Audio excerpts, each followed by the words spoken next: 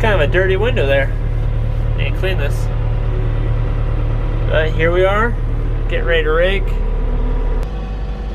Well, it's 1 o'clock in the morning, bright and early, or 1:30 or so. So what we had to do, we woke up this time in the morning in order to get the correct moisture for the alfalfa to bale. So if you're trying to bale during the day, it's too dry. Sometimes during the night, it's too wet. It just depends how the dew point is, and dew and heat, temperature. There's a lot of factors that go into it. So I had a windstorm that came through the other day and blew this hay around, which is making it kind of fun to rake, but I'm hitting most of it by just trying to kind of drive curvy, but usually wind doesn't blow it too bad when it's in the rows. Now if it's raked, it can blow really bad. So we must have some nice microbursts go through here and just kind of move the rows around a little bit. Turn off your brights. Just kidding. We finally put some new lights on that baler. Really nice when you're driving it. Not so good when you're driving with it.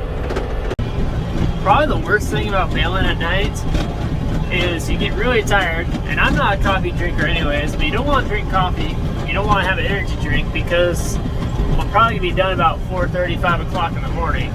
So I'd like to go back to bed for at least an hour or two. So, how I keep myself awake?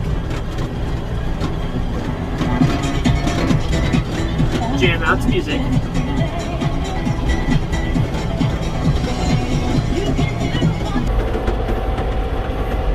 So this is about as exciting as it gets in the rake. So what I'm trying to do is I'm just merging 2 rows of hay together. Makes it a lot easier for the baler to go across when there's one giant row instead of a bunch of small rows. Makes it easier for him to pick up and a lot faster too. The rake is also turning it to allow it to dry a little bit.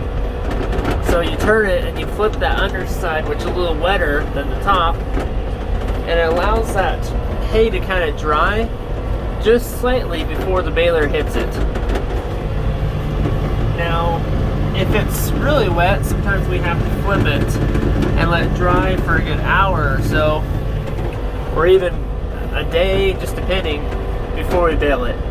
So lots of different factors that can go into making hay, but the rake is an important part, important tool. As I said, all I'm doing though is it's just taking 2 swaths and making it into one. Kind of see it's kind of rolling it together there behind me.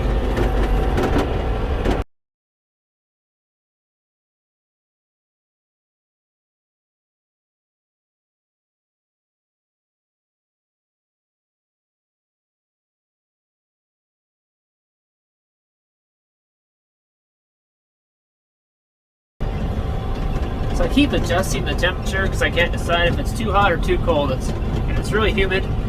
Well, pretty humid. But yeah, so I turn on the air conditioner, freeze, turn off the air conditioner, way too hot and sweaty. Always fun. The biggest thing I hate about raking at night is not being able to see anything besides in front of you and right behind you. Makes it kind of fun to turn, and then when you have rows like this that are blowing all over the place, it's kind of a pain too, because you want to make sure you're getting the hay and move over some, so you're, you know, trying to catch this outside stuff, but not too much where you're missing stuff right there. Done with one field and on to the next on the nice bumpy road here. Another 30 acres or so, and then we'll be done. Alright, so I'm out here, we're at the new field here, and this is basically what we're raking up here. It's pretty light hay, but you can kind of hear some crunch, which you need some crunch, but you don't want it just to dry. If it's too dry, your leaves just fall off, and that's where a lot of your tonnage is.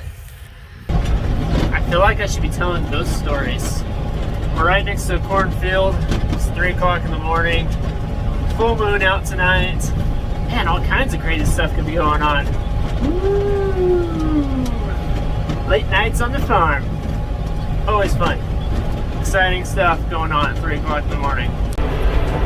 It's made it to the new field here. Luckily this one, it went through the wind, but it's light hay, so it didn't blow anywhere. Usually heavy hay doesn't either, unless it's just crazy wind, which was like 70 miles per hour, so that can happen.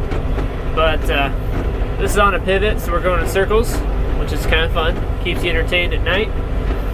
But yeah, wind's not blowing all over the place, so it makes it a lot easier. Basically just follow in the middle. Excuse me, just follow in the middle and break up the hay.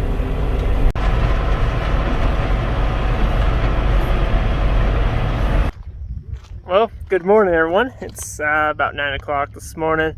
So last night, sorry, I was noticing a leak here. It wasn't major, and so you can kind of see some oil dripping there. So this hose is leaking. I'm gonna try to find out. I think I know which one it is, but I'm sure it just broke, which isn't good. But then when I was doing that, I got a leak on this line as well. So that's nice. So gotta fix those, and then we should be up and running again. So I'm definitely one that'd rather stay up late and go to bed late instead of go to bed and wake up at 1 o'clock in the morning, 2 o'clock in the morning. Just kind of throws away your whole night. It's no fun. So running on low sleep, but that's all right. So I'm here at the baler. So I'll do just kind of a quick preview of it, just to show you guys kind of what's going on, kind of explain a little better, and then show the bales too. So I'll do my best that I can. I'll be honest, I don't run the baler a lot, so I don't know a whole lot about it, but I kind of know general functionality of it. So here is where it picks up the hay itself in the row. So it's coming along, it picks it up and pushes it down into there. So in there, it kind of sorts it out, and then it starts to push it into a pile into this spot here. These teeth, what they do is they go down, and when this chamber is full of hay, it'll push it up into there, which makes a flake of hay. So flake of hay, the bales, I'll go over to the bales real fast. So you can kind of see individual flakes here. So there's a flake, there's a flake, there's a flake. There's about 50 or so flakes in a bale, and every plunge, I guess they call it, of that plunger makes a flake. When it gets into here, it continues to kind of, sorry, back up a little bit. It will keep making the flakes until it gets to that, what it needs, but in the meantime, you can see the cylinder here is putting pressure on the chamber itself. So it's squeezing that bale to compress it, make it nice and tight, and then dive up here real fast. Up here is your knotter system. The knotters, what they do is they send twine, here's twine, down through the bale with the needle, all the way down and back up to make the twines across the bale. So quick recap. So hay gets picked up, kind of gets shifted through there, and then goes into the plunger. Plunger makes a flake, sends it into the chamber, and it's compressing it, and then it's sending twine, a needle is sending a twine around the bale basically, but just goes up and down pretty much when the bale is complete to make it final complete bale. So this is what you see. So you've got twine, and it is very tight, and that's what holds that bale together is the twine itself. Very strong string, and that's the baler as a whole. So you've got different size bales. We do 4x4 by about 8 foot.